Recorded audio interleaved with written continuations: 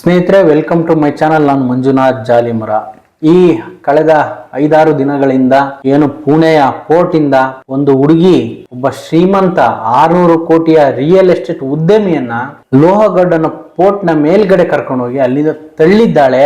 ಅದಾದ ನಂತರ ಅವಳೆಲ್ಲ ಏನೆಲ್ಲ ನಾಟಕ ಆಡಿದ್ಲು, ಅವನು ಯಾವ ರೀತಿ ಮರಣ ಹೊಂದದ.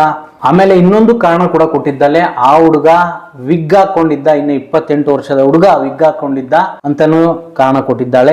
ಇವರಿಬ್ರು ಅರೆಸ್ಟ್ ಆಗಿದ್ದಾರೆ. ಯಾರು ಈ ಸಿಯಾನ ಲವರ್ ಚೇತನ್ ಮತ್ತೆ ಇವಳು ಈಗ ಅರೆಸ್ಟ್ ಆಗಿದ್ದಾರೆ.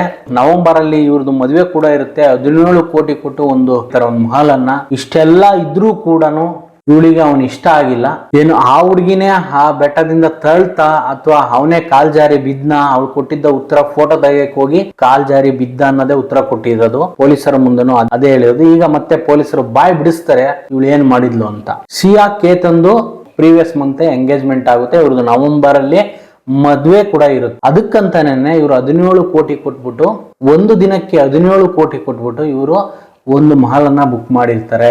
ಸಡನ್ ಆಗಿ ಇವಳಿಗೆ ಲೋಹಗಡ್ ಆ ಪೋರ್ಟ್ ಅನ್ನು ನೋಡ್ಬೇಕಂತ ಆಲ್ರೆಡಿ ಒಂದ್ಸರಿ ಕರ್ಕೊಂಡು ಹೋಗಿರ್ತಾಳೆ. ಕರ್ಕೊಂಡು ಹೋಗ್ಬಿಟ್ಟು ಅವನನ್ನ ತಳ್ಳಿ ಇರ್ತಾಳೆ. ಯಾಕೆಂತಂದ್ರೆ ಹಾವು ಬಂತು ಸಡನ್ ಆಗಿ, ಅದಕ್ಕೆ ತಳ್ಳಿಬಿಟ್ಟೆ ಅಂತ ಅವಾಗ ಆನ್ಸರ್ ಮಾಡಿರ್ತಾಳೆ. ಅದನ್ನ ಕೇತನ್ ಅವ್ನ್ ಬಂದು ಅವ್ರ ತಾಯಿಗೆ ಹೇಳಿರ್ತಾನೆ, ಈ ತರ ಆಯ್ತು ಇವತ್ತು ಅಂತ. ಅದಾದ್ಮೇಲೆ ಮತ್ತೆ ಪದೇ ಪದೇ ಅದೇ ಪೋರ್ಟಿಗೆ ಹೋಗೋಣ ಅಂತ ಇವಳು ಸಿಯಾ ಬಲಂತ ಮಾಡ್ತಿರ್ತಾಳೆ. ಅವನು ಕೂಡ ಎಲ್ಲ ಗಿಫ್ಟ್ಗಳು ಕೊಡ್ಕೊಳ್ಳೋದು, ಡೈಮಂಡ್ಗಳು ಕೊಡ್ಕೊಳ್ಳೋದು, ಇದೆಲ್ಲ ವಿಡಿಯೋ ತುಂಬಾ ವೈರಲ್ ಆಗ್ತಾ ಇತ್ತು. ಈ ಹುಡುಗಿನ 22 ಏಜು, ಅವನಿಗೆ 28. ಎರಡನೇ ಟೈಮ್ ಹೋದಾಗ ಏನಾಗುತ್ತೆ ಅಂತಂದ್ರೆ ಆ ಹುಡುಗಿನೇ ತಳ್ತು ಅದು ಅವನೇ ಕಾಲ್ ಜಾರಿ ಬಿದ್ನೋ ಗೊತ್ತಿಲ್ಲ.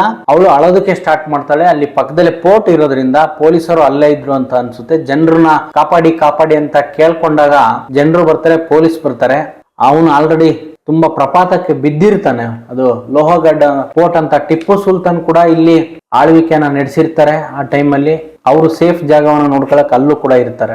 ಈಗ ಹೆಂಗೆ ಡೌಟ್ ಬಂತು ಅಂತಂದ್ರೆ, ಈ ಏನ್ ಸಿಯಾ ಅಂತ ಇರ್ತಾಳೆ, ಇವಳು ಅವನು ಮರಣ ಹೊಂದಿದ ನಂತರ ಇವಳು ನಾರ್ಮಲ್ ಆಗಿರ್ತಾರೆ, ಎಲ್ಲದು ಪ್ರೊಸೆಸ್ ಅನ್ನ ನೋಡ್ತಾ ಇರ್ತಾಳೆ, ಕೂಲ್ ಆಗೇ ಇರ್ತಾಳೆ. ಇದನ್ನ ಗಮನಿಸಿದ ಯಾರು ಆ ಮದುವೆ ಆಗ್ತಕ್ಕಂತ ಗಂಡಿನ ತಂಗಿ ಇರ್ತಾಳಲ್ಲ, ಇವಳಿಗೆ ಇವಳ ಮೇಲೆ ಸಂಶಯ ಬರುತ್ತೆ.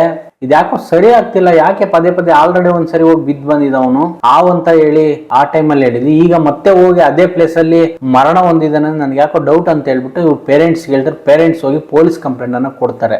ಪೊಲೀಸ್ ಕಂಪ್ಲೇಂಟ್ ಕೊಟ್ಮೇಲೆ ಇವನು ಕೇತನ್ ಅಂದ್ರೆ ಅವನು 600 ಕೋಟಿ ಹೊಡಿಯ ಮದುವೆ ಆಗ್ತಾ ಗಂಡು ಇವಳ ಲವರ್, ಸಿಯಾನ ಲವರ್ ಬಂದ್ಬಿಟ್ಟು, ಲವರ್ ಅಂತ ಹೇಳ್ತಿದ್ರೆ ಬಾಯ್ ಫ್ರೆಂಡ್ ಅಂತ ಹೇಳ್ತಾ ಇದ್ರೆ, ಅವನ ಹೆಸರು ಚೇತನ್ ಅಂತ. ಇವನು ಕೂಡ ಕೆಲವು ಇಮೇಜ್ ಅಲ್ಲಿ ಕಂಡಿದ್ದಾನೆ. ಅವ್ರು ಹೋಗ್ತಕ್ಕಂಥ ಪೋರ್ಟಲ್ ಕೂಡ ಇವನು ಫಾಲೋ ಆಗಿದ್ದಾನೆ. ಮುಖಕ್ಕೆಲ್ಲ ಮಾಸ್ಕ್ ಹಾಕಿ ತಲೆಗೆಲ್ಲ ಟೋಪಿ ಹಾಕಿದ್ದಾನೆ ಕಂಡಿಡಿಬಾರ್ದು ಅಂತ.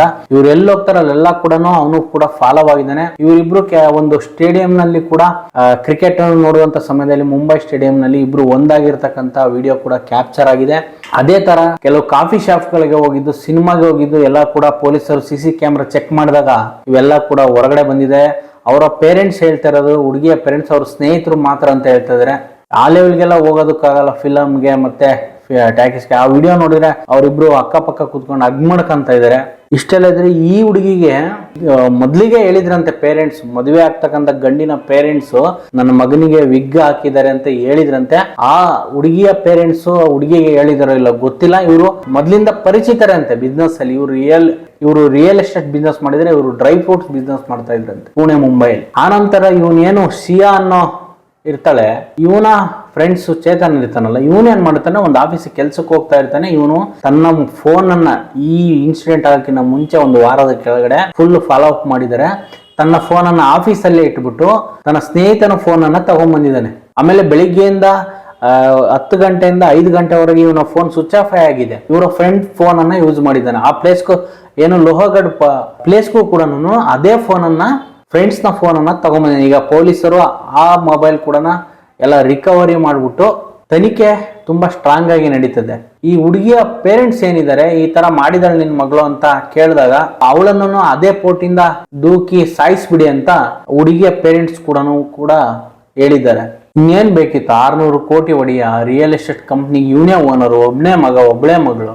ಇಂಥ ಚಾನ್ಸ್ ಇವರು ಮೈಂಡ್ ಸೆಟ್ ಆಗಿ ಏನಿದೆ ಅಂದ್ರೆ, ಇವರಿಗೆ ಯೋಚನೆ ಮಾಡುವ 20 ಏಜು ಅದ ಆ ತರನೇ ಇರುತ್ತೆ.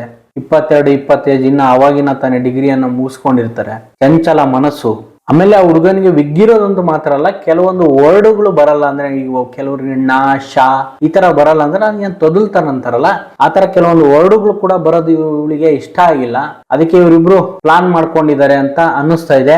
ಕೆಲವ್ರು ಹೇಳ್ತಾರೆ ಚೇತನ್ನು ಸಿಯಾಳನ್ನ ಕೊಂದ್ಬಿಡು ಅಂತ ಇವನು ಹೇಳಿದ್ದೆ ಅಂತ ಹೇಳ್ತಾರೆ. ಇನ್ನು ಕೆಲವರು ಸಿಯಾನೇ ಚೇತನ್ಗೆ ಹೇಳ್ಬಿಟ್ಟು ಚೇತನನ್ನ ಕೊಲೆ ಮಾಡಿಸಿದ್ದಾಳೆ ಅಂತ ಹೇಳ್ತಾರೆ. ಯಾವುದು ಸತ್ಯ ಅನ್ನೋದು ಇನ್ನು ತನಿಖೆಯಲ್ಲಿ ಬಹಿರಂಗಗೊಳ್ಬೇಕು. ಇನ್ನು ಇವತ್ತು ಕೆಲವೊಂದು ಇನ್ನೂ ತನಿಖೆಯಲ್ಲಿ ಇವತ್ತು ಇನ್ನೂ ಅಪ್ಡೇಟ್ ಸಿಗ್ತಾ ಇದೆ. ಫೋನ್ ಕಾಲ್ಸು ಎಲ್ಲ ಕೂಡ ಇವರು ಏನ್ ಮಾಡ್ತಾರೆ, ಇನ್ಸಿಡೆಂಟ್ ಹಾಕಿನ ಮುಂಚೆ ಸಿಸ್ಟಮ್ ಅಲ್ಲಿ ಇರೋ ಡಾಕ್ಯುಮೆಂಟ್ಗಳ ಫೋನ್ ಕಾಲ್ ಅಲ್ಲಿ ಇರೋಂಥ ಡಾಕ್ಯುಮೆಂಟ್ ಗಳನ್ನ ಎಲ್ಲವೂ ಕೂಡ ಎರೇಸ್ ಮಾಡಿದ್ದಾರೆ. ಅದನ್ನೆಲ್ಲ ಕೂಡ ಪೊಲೀಸರು ರಿಕವರಿ ಮಾಡ್ತಾರೆ. ಬೆರಳಚ್ಚಿ ತನಿಖೆ ಇರುತ್ತೆ, ಪೋಸ್ಟ್ ಮಾರ್ಟಮ್ ಬರುತ್ತೆ. ಇದೆಲ್ಲವೂ ಕೂಡ ಒಂದು 10 ದಿನಗಳಲ್ಲಿ ಪೋಸ್ಟ್ ಮಾರ್ಟಮ್ ಬರುತ್ತೆ. ಬಂದಾದ್ಮೇಲೆ ಅವನಿಗೆ ಏನಾಯ್ತು, ಹೊಡೆತ ಹೆಂಗ್ ಬಿತ್ತು, ಅವನು ಯಾವ ರೀತಿ ಮರಣ ಹೊಂದಿದ, ಯಾವ ಆರ್ಗನ್ಗೆ ಪೆಟ್ಟಾಗಿದೆ, ಈ ಎಲ್ಲವೂ ಕೂಡ ಹೊರಗಡೆ ಬರುತ್ತೆ. ಆದ್ರೂ ಕೂಡ ಇನ್ನೇನು ನವೆಂಬರ್ ಅಲ್ಲಿ ಮದುವೆ ಆಗ್ಬೇಕಾಗಿದೆ. ಇಷ್ಟ ಇಲ್ಲ ಅಂದ್ರೆ ಹೋಗು ಅಂತ ಹೇಳ್ಬೇಕಾಯ್ತು. ನನಗೆ ಇಷ್ಟ ಇಲ್ಲ ಅಂತ ಪೇರೆಂಟ್ಸ್ ಹೇಳ್ಬೋದಾಯ್ತು. ಅದು ಹೇಳ್ದಂಗೆ ಇನ್ನೊಬ್ಬ ಬಾಯ್ ಫ್ರೆಂಡ್ ಜೊತೆ ಸೇರಿ ಇವನನ್ನೇ ಮುಗಿಸುವ ಅವಶ್ಯಕತೆ ಏನಿತ್ತು? ಆ ಪೇರೆಂಟ್ಸ್ ಇರ್ತಕ್ಕಂಥ ಒಬ್ನೇ ಮಗ, ಇವಾಗ ಮಗಳು ಮಾತ್ರ 600 ಕೋಟಿ ಒಡೆಯರು. ಚಾರ್ಟೆಡ್ ಫ್ಲೈಟ್ಸ್ ಎಲ್ಲ ಪ್ರೈವೇಟ್ ಆಗಿ ಬುಕ್ ಮಾಡಿದ್ದಾರೆ. ಇವರು ಬಾಲಿಗೆಲ್ಲ ಹೋಗಿ ಬಂದಿದ್ದಾರೆ ಪ್ರೈವೇಟ್ ಚಾರ್ಟೆಡ್ ಅಲ್ಲಿ. ಈ ತರ ಇರ್ತಕ್ಕಂಥ ಈ ಹುಡುಗಿ ಬಂದ್ಬಿಟ್ಟು ಅವ್ರ ಫ್ಯಾಮಿಲಿನ ಈಗ ಕರುಣಾಜನಕ ಮಾಡಿದೆ. ಇವಳು ಸಿಯಾ ಕರೆಕ್ಟಾ, ಚೇತನ್ ಮಾಡಿದ್ ಕರೆಕ್ಟಾ, ಅಥವಾ ಅಮಾಯಕ ಕೇತನ್? ಇಲ್ಲಿ ಕೇತನ್ ಏನ್ ಮಾಡ್ದ, ಅದು ಆಕ್ಚುಲಿ ಅರೇಂಜ್ ಮ್ಯಾರೇಜ್, ಹುಡುಗನ್ ಲವ್ ಮ್ಯಾರೇಜ್ ಅಲ್ಲ. ಆದ್ರೂ ಕೂಡ ಆ ಹುಡುಗನಿಗೆ ತುಂಬಾ ಪ್ರೀತಿ ಇತ್ತೇನೋ, ಎಲ್ಲಾ ಗಿಫ್ಟ್ ಗಳನ್ನ ಕೊಟ್ಟಿದ್ದಾನೆ. ಕೆಲವೊಂದು ವಿಡಿಯೋಗಳನ್ನ ನೋಡಿದೆ. ಅವಳಿಗೆ ಮದುವೆ ಇಷ್ಟ ಇಲ್ಲ ಅಂದ್ರೆ ಹೇಳ್ಬಿಡ್ಬೋದಾಗಿತ್ತು, ಬಟ್ ಹೇಳಿಲ್ಲ, ಕೊಲೆನೇ ಮಾಡಿಬಿಟ್ಟಿದ್ದಾಳೆ. ಈ ವಿಡಿಯೋದ ಬಗ್ಗೆ ನಿಮ್ಗೆ ಏನನ್ನಿಸ್ತು ಕಮೆಂಟ್ಸ್ ಬಾಕ್ಸ್ ನಲ್ಲಿ ತಿಳಿಸಿ. ಮುಂದಿನ ವಿಡಿಯೋದಲ್ಲಿ ಸಿಗ್ತೀನಿ. ನಮಸ್ಕಾರ.